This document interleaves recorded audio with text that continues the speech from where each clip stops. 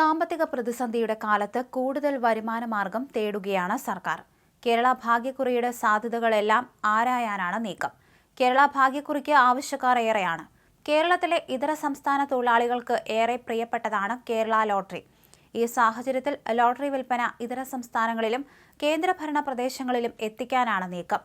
ഇതിനുവേണ്ടി 2005 Kerala paper lottery ചട്ടത്തിൽ ഭേദഗതി വരുത്തി സംസ്ഥാന സർക്കാർ വിജ്ഞാപനമിറക്കി.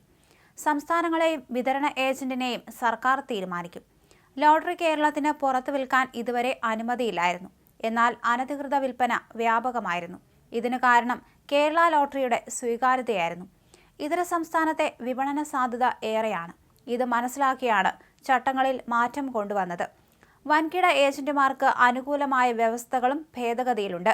ലോട്ടറി വിൽപ്പനയ്ക്ക് അനുമതിയുള്ള സംസ്ഥാനങ്ങളിലും കേന്ദ്രഭരണ പ്രദേശങ്ങളിലും കേരള ലോട്ടറി വിൽക്കാനാണ് അനുമതി.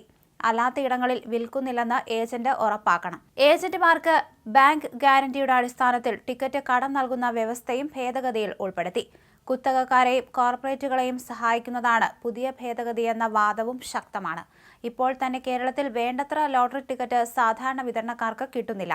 ഇതര സംസ്ഥാനത്തേക്ക് വിൽപ്പന വ്യാപിപ്പിക്കുമ്പോൾ അവിടുത്തെ ലോട്ടറി കേരളത്തിലേക്കും വരാൻ വഴി തുറക്കുന്നുവെന്ന് Kerala lottery agent and sellers association working president Lajeev Vijayan പറയുന്നു.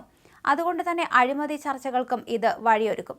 സാന്റിയാഗോ മാർട്ടിനാണ് ദേശീയതലത്തിൽ ലോട്ടറി കച്ചവടത്തെ നയിക്കുന്ന പ്രധാനി. മാർട്ടിന് കേരള ലോട്ടറിയുടെ ഏജൻസി എടുക്കാൻ കഴിയുന്നതിന് ചട്ടമാറ്റം വഴിയൊരുക്കണമെന്ന വാദവും ശക്തമാണ്.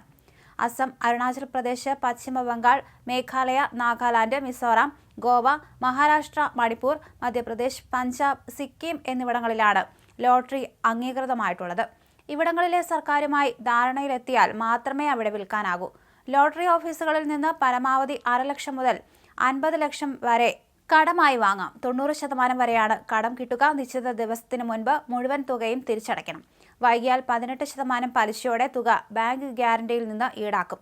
സംസ്ഥാനത്തെ സാധാരണ വിൽപ്പനക്കാരെ പുതിയ ഭേദഗതി ബാധിക്കാതിരിക്കാൻ ടിക്കറ്റ് അച്ചടി കുത്തനെ കൂട്ടേണ്ടി വരും. സമ്മാന ഘടനയും പരിഷ്കരിക്കും. വ്യക്തികൾക്ക് പുറമെ പങ്കാളിത്ത സ്ഥാപനം, കോർപ്പറേറ്റ് സ്ഥാപനം എന്നിവയ്ക്ക് ഏജന്റുമാരാകാമെന്ന തരത്തിലാണ് ചട്ടഭേദഗതി. സംസ്ഥാനത്തിന്റെ അധികാര പരിധിക്കുള്ളിൽ അനധികൃതമായി ലോട്ടറി നടത്തിയാൽ 2 വർഷം വരെ കഠിന തടവും പിഴയും ശിക്ഷ. ടിക്കറ്റുകളോ അതിന്റെ നമ്പറുകളോ ഏതെങ്കിലും കോമ്പിനേഷനിലോ ചിത്രങ്ങൾ ഉൾപ്പെടെ ഏതെങ്കിലും രൂപത്തിലോ ഓൺലൈനായോ സാമൂഹിക മാധ്യമം വഴിയോ വിറ്റാൽ ശിക്ഷ ഉണ്ടാകും. എന്തായാലും ഇതിലൂടെ അഴിമതി വരാൻ സാധ്യത ഏറെയെന്നാണ് കരുതപ്പെടുന്നത്.